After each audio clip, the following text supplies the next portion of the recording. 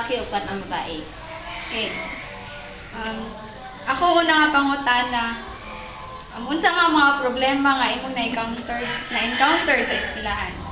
Sa imong mga anak.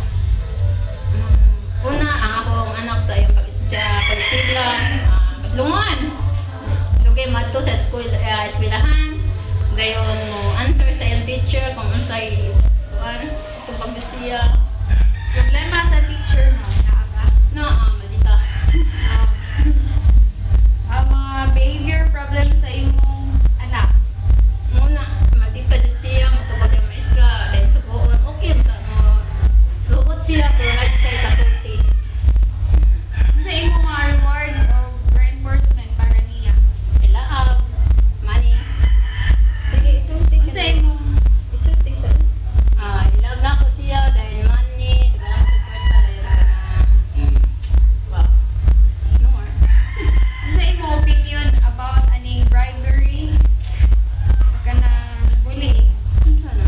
Bribery means So, wala ng maestra. suhulan ang may Para makapasa. para makapasa. Honor ang imong No, anak. hindi na ako gusto. Ang isa may magkasultian na. Bad na, kaya kung gusto kong honor yung bata, honor din na siya, dili magkinanglan ng maestra o Suhod. hatag sa siya bigay para matong anak ma-honor. Dili ko ano. Bullying. Bullying. Bullying, ma'am. Kanang suntok consider bisag waysa sa mga dagko, kanang mahadlok, mahila. Na, hindi ko sagutan na, tunto ko na akong anak kay nakadaot na sa bata. How about kanang sugsugon, ma'am? So, di ko gusto sugtugon kay ang bata na kanang madismaya na siya. Magdibugumuto kay kanang sugsugon. Nakasuway na si Lair, ana, ma'am? Musukol na sa siya naman. Kasi Ah. sa pero musukol siya. Sukul man na. Sukol kay siya.